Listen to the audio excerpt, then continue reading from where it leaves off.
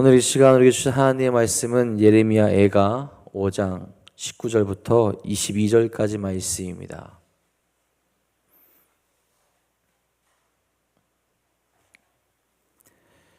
예레미야 애가 5장 19절부터 22절까지 말씀입니다.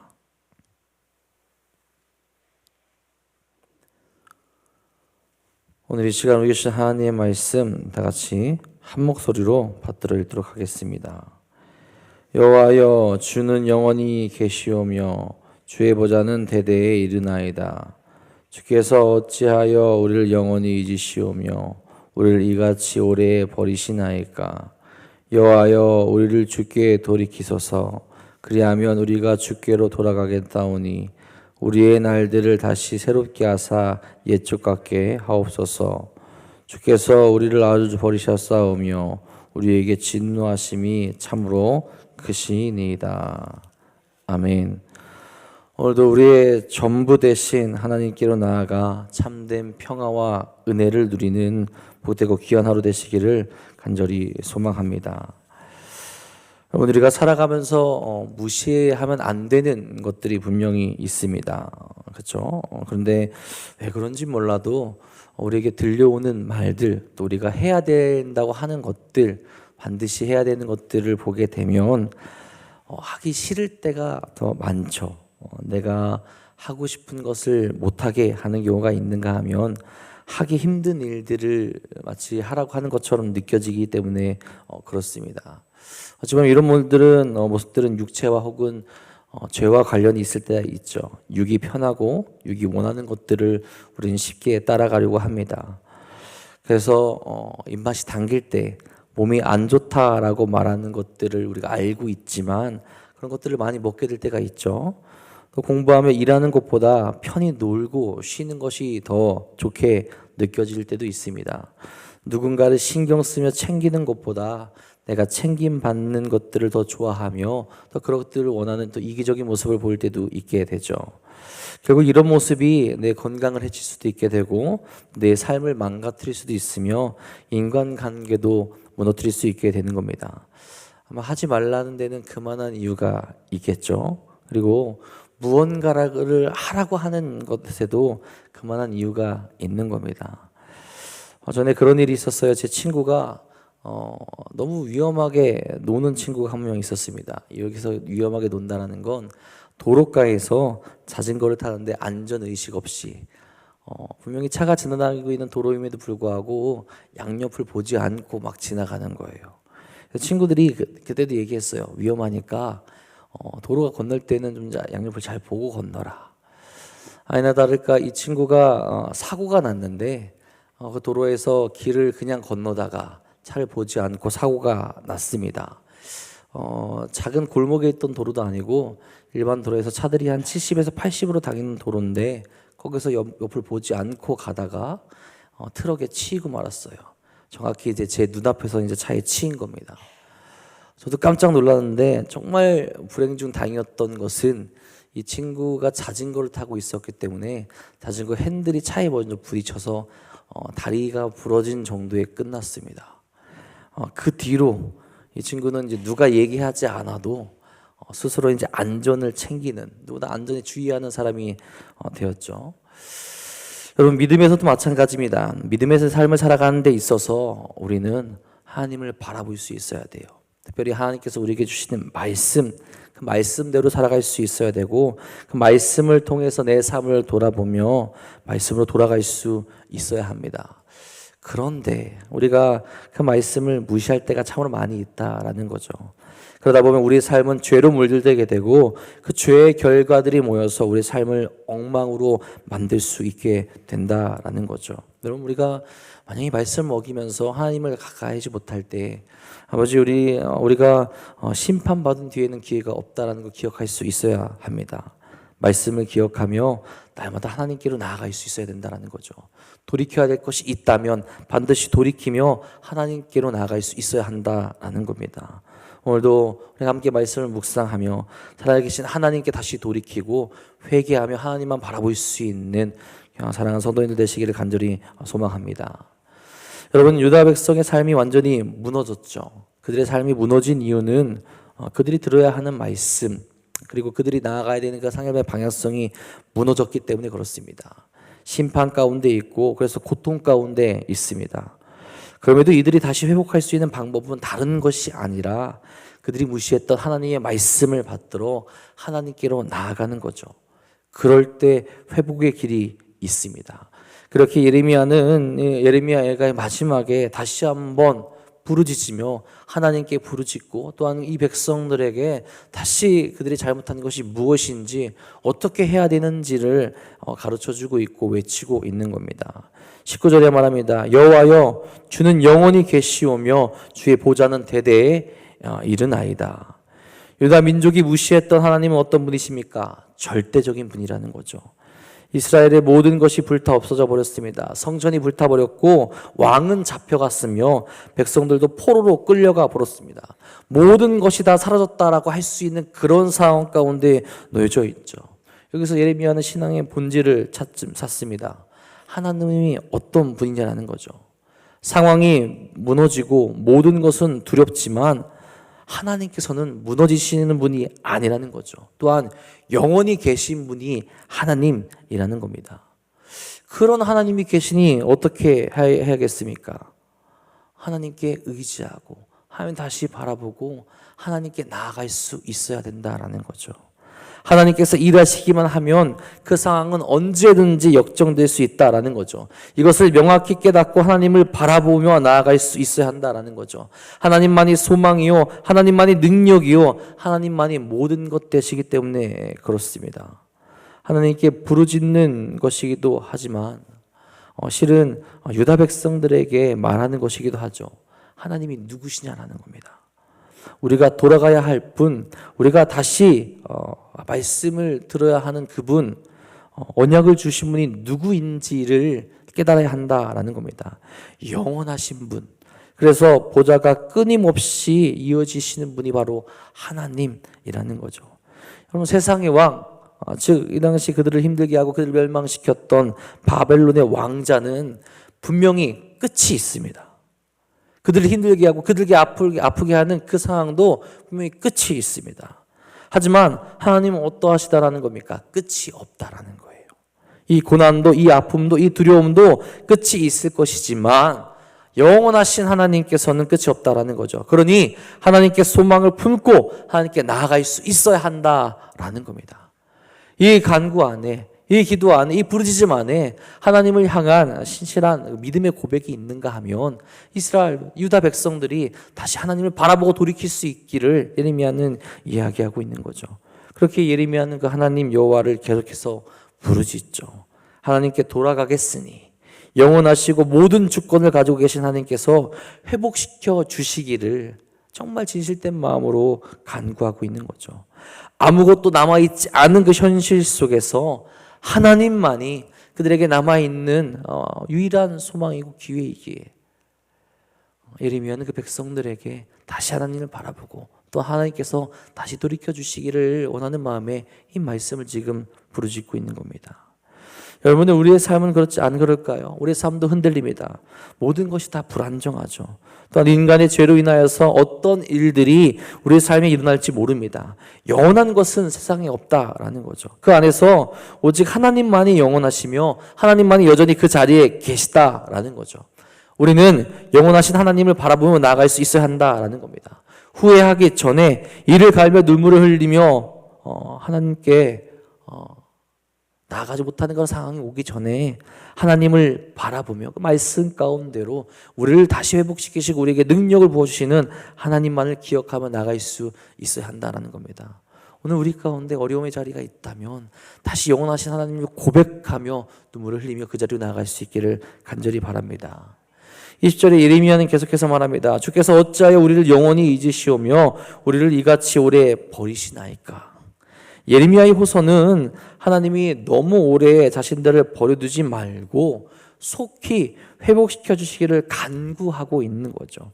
그의 호소에는 깊은 탄식을 담고 있지만 동시에 하나님을 신뢰하고 있는 고백이 있는 겁니다. 침묵하시는 하나님에 대한 괴로움을 나타내는 것이지만 침묵하시지 않는다면, 이 침묵이 끝난다면, 다시 하나님께서 우리를 잊지 않으시고 다시 우리에게 응답하신다면 기적이 일어날 수 있다는 거죠. 모든 것이 다 무너졌지만 하나님만 함께 하신다면, 모든 것이 다 무너졌지만 하나님이 다시 우리를 기억하신다면 이 모든 것이 변할 수 있다는 거죠. 이런 상황을 보며 여러분, 유다 백성들이 깨달아야 되는 것이 있습니다. 하나님은 자신에게 돌아오라고 그렇게 말씀하셨던 적이 분명히 있죠. 정말 오랜 시간 동안 하나님께서 외치셨습니다. 그렇지만 이 백성들은 그 오랜 시간 동안 하나님을 거부했고, 하나님의 말씀에 하나님께서 응답하기 원하는 그런 모습에 그들은 침묵을 했었고 하나님을 무시했던 기간이 그만큼 길었다라는 거죠. 하나님께서 마치 이 백성을 무시하고 있고 침묵하고 있는 그 모습처럼 그거 이상의 시간 동안 이스라엘 백성들은 침묵했고 무시했으며 기억하지 않았습니다. 어쩌면 그것이 이스라엘 백성들이 겪고 있는 심판의 기간이 되었다라는 거죠. 그래서 예레미야의 기도는 어찌 보면 염치 없는 기도가 될 수도 있습니다. 그만큼 그들의 죄가 컸기 때문에 그래요. 그럼에도 예레미야가 하나님께 외치는 그 이유는 유다 백성들의 고통, 그 백성들이 당하는 고통이 너무 크기도 했었고 하나님이 어떤 분이신지 알고 있기 때문에 그렇습니다. 사랑의 하나님이시오, 자비의 하나님이시오, 능력이 베푸시는 하나님께서 혹시 가능하시다면 이 백성의 고통을 이제는 끊어주시고 다시 응답하시며 하나님의 백성으로 다시 회복해 주시기를 바라고 있다는 거죠. 물론 예레미야는 이 심판의 기간이 70년이라는 것을 알고 있었을 겁니다. 그 시간을 알고 있지만 너무 고통스럽기에 혹 가능하시다면 그 기간을 감하여 달라는 의도도 이 안에 있었을 거라는 거죠. 예레미야는 솔직하게 기도합니다. 다른 것을 구할 여유도 없을 것이지만 하나님 앞에 솔직하게 나아가게 된다는 거죠. 때로는 여러분이 솔직함이 필요합니다.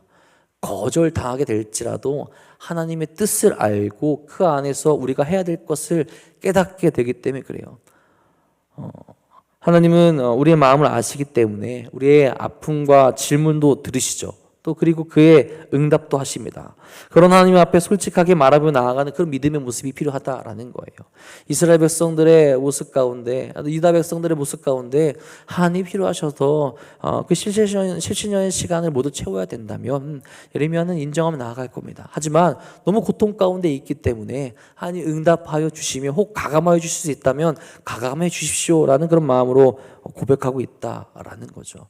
그렇게 된다면 이스라엘 백성도 또한 하나님의 은혜를 경험하게 되는 것일 거고 하나님께 회복할 수 있는 힘과 능력을 가질 수 있기 때문에 그렇습니다.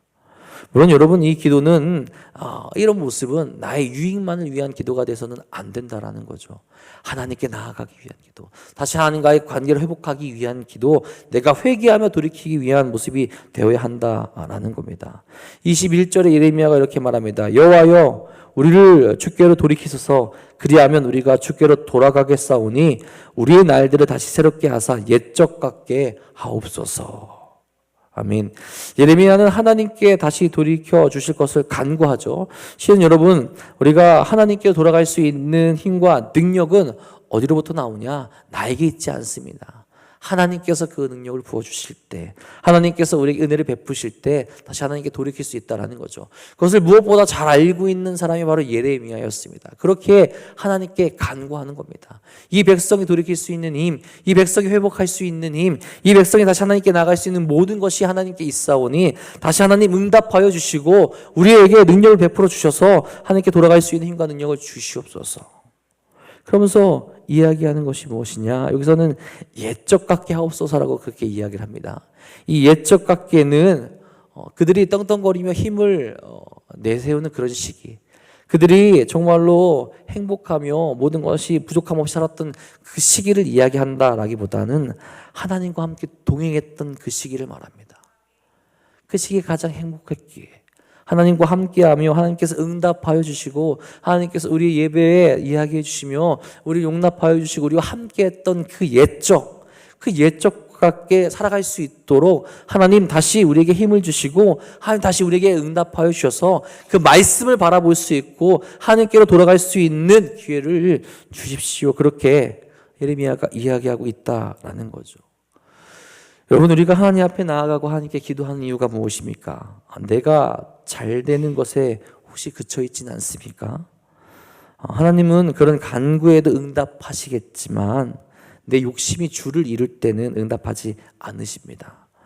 우리가 살아가는 삶의 목적은 하나님을 위해서이죠. 그렇다면 하나님께 은혜를 입어 다시 하나님께 돌아갈 힘과 능력을 달라고 우리도 기도할 수 있어야 된다라는 거죠. 오직 하나님의 뜻을 위해서, 오직 하나님께 돌아가기 위해서, 오직 하나님의 기쁨이 되기 위해서 하나님께 다시 구하며 나아갈 수 있어야 된다라는 겁니다. 그런 모습으로 날마다 기도하며 하나님의 사람으로 다시 돌아갈 수 있는, 그렇게 회복되어지는 창조의 모습을 회복해가는 우리가 모두가 될 수 있기를 간절히 소망합니다. 여러분, 예레미야는 마지막으로 한 번 더 하나님의 진노를 강조합니다. 다시 이 백성이 하나님의 말씀을 바라보게 하기 위해서죠. 22절입니다. 주께서 우리를 아주 버리셨사오며 우리에게 진노하심이 참으로 크시니이다. 그들이 왜 이렇게 되는지를 명확히 깨닫게 하며 하나님의 진노가 끝나는 날, 버림받은 것 같은 삶에서 다시 보살피는 삶으로 나아가게 됨을 한편으로는 이야기하고 있는 거죠. 그 죄의 대가를 다 치렀을 때 소망이 있다라는 겁니다. 끝난 것 같지만 끝난 것이 아니기에 다시는 죄로 돌아가지 아니하고 포기하지 아니하고 구원하시는 하나님께 꼭 붙들며 하나님께 부르짖으며 하나님께 나아가고 있다라는 거죠. 여러분, 우리도 우리의 삶에서 죄로 나아갈 때가 너무 많이 있습니다. 왜 그렇죠? 내 삶이 내 것이라고 생각하기 때문에 그렇습니다. 나의 삶은 나의 것이 아닙니다. 하나님의 것이죠. 하나님의 주권을 인정하며 우리가 살아갈 수 있어야 된다는 겁니다. 그럴 때 다시 하나님께서 우리에게 인자하여 주시는 거죠. 또한 졸망 속에서 하나님께 부르짖을 수 있어야 된다는 겁니다. 그래야 그것이 거절이든 긍정이든 하나님께 응답을 받을 수 있게 되는 것이고, 응답을 받는다라는 것은 하나님이 우리와 함께 하시다라는 증거를 우리에게 보여주고 계신 겁니다. 그러니 그 소망을 가질 수 있게 된다라는 거죠. 예레미야는 계속해서 불평하는 것 같고 계속해서 눈물을 흘리는 것 같지만 그 안에 하나님을 향한 절절한 믿음과 하나님께서 우리에게 돌이켜 주시며 하나님께서 우리와 함께 해주시기를 원하고 있고, 이 백성들이 다시 하나님께 돌이키며 하나님 말씀 가운데로 다시 언약 백성으로 나아가기 위한 회개의 모습과 다시는 그들이 지었던 죄로 나아가지 않는 그런 모습을 가지기를 바라고 원하는 마음에서 계속해서 부르짖으며 눈물을 흘리며 말씀을 하고 있는 겁니다. 여러분, 우리의 모습이 어떠합니까? 다시 하나님께 나아가고 있습니까? 우리는 죄에서 자유로울 수 없죠. 오늘도 아마 우리는 죄를 짓게 될 겁니다. 그 죄의 모습 속에서 우리는 어떻게 하고 있습니까? 정말 이 죄가 우리와 하나님과의 관계를 단절시키는 그런 무서운 것임을 깨달으며 하나님께 부르짖으며 하나님께 기도하며 나아가고 있습니까? 하나님께서 영원하시며 모든 주권을 가지고 계신 것을 인정하며 하나님 앞으로 나아가고 있습니까? 오직 하나님께 기대며 하나님 말씀으로 돌아가며 이 말씀을 통해서 하나님을 바라볼 수 있기를 간절히 소망합니다. 그럴 때 하나님은 여전히 우리의 힘이 되시며 능력이 되시며 우리를 도와주실 겁니다. 오늘 말씀을 바라보면서 말씀 안에 거하며 하나님과 함께 동행하며 다시 회복하는, 다시 하나님의 창조의 모습을 회복해 나가시는 이 사랑하는 도전교회 성도들 되시기를 주님의 이름으로 축복하고 축원합니다. 기도하겠습니다. 하나님, 우리의 모습이 어떠합니까? 하나님 앞에 다시 부르짖으며 나의 죄된 모습을 구하며 나아가고 있습니까? 아니면 여전히 죄 가운데 여전히 우리의 삶이 놓여져 있지는 않습니까? 주여, 예레미야가 부르짖었던 것처럼 영원하신 하나님, 오직 우리에게 소망이 되신 그 한 분 하나님만을 바라볼 수 있도록 인도하여 주시옵고, 우리가 회복하지 못한 모습이 있다면 하나님의 은혜를 기억하며 하나님의 말씀을 기억하며 하나님께 나아갈 수 있도록 인도하여 주시옵소서. 거역하는 인생 그 끝에는 심판밖에 남아있지 않습니다. 후회하며 눈물을 흘리기 전에 하나님의 은혜를 기억하며 하나님의 사랑을 바라보며 말씀을 기억하며 거룩한 길로 나갈 수 있는 우리 모두가 될 수 있기를 간절히 소망합니다. 또한 절망 가운데 있다면 하나님께 부르짖을 수 있도록 인도하여 주시옵소서. 하나님만이 우리의 소망이시기에, 하나님만이 우리를 회복시킬 수 있기에, 하나님만이 우리를 옳은 길로 인도할 수 있기에 아버지, 우리가 하나님께 나아가길 간절히 소망합니다. 하나님께 응답받을 수 있도록 날마다 기도하게 하여 주시옵고 하나님의 손을 꼭 붙잡고 나갈 수 있는 우리 모두가 될 수 있도록 인도하여 주시옵소서. 특별히 하나님께서 이 사랑하는 도난동 교회를 세우셨으니 사랑하는 교회 안에 아버님께서 기뻐하시는 모습이 가득 넘치기를 간절히 소망합니다. 응답받을 수 있도록 기도하는 이들이 넘쳐날 수 있도록 인도하여 주시며 하나님과 동행하도록 하나님 말씀을 붙들고 나아가는 이들이 가득 넘칠 수 있도록 인도하여 주시옵소서. 부르짖게 하여 주시옵고 끊임없이 하나님 앞에 나아가게 하시옵고 하나님과 동행하여서 거룩한 길로 나아가는 사랑하는 도난동교회 될 수 있도록 인도하여 주옵소서. 오늘도 주 앞에 나와 열심으로 기도하며 부르짖는 사랑하는 성도들이 있습니다. 주여, 저들의 기도에 응답하여 주시옵고 정말 저들이 하나님의 말씀을 꼭 붙들고 하나님께 다시 돌아갈 수 있는 믿음으로 인도하여 주시옵소서. 주께서 오늘도 우리와 함께하여 주시며 거룩한 길로 또 나아가야 될 길로 인도하실 것 믿사오며 우리 사랑하신 예수님의 이름으로 감사하며 기도합니다. 아멘.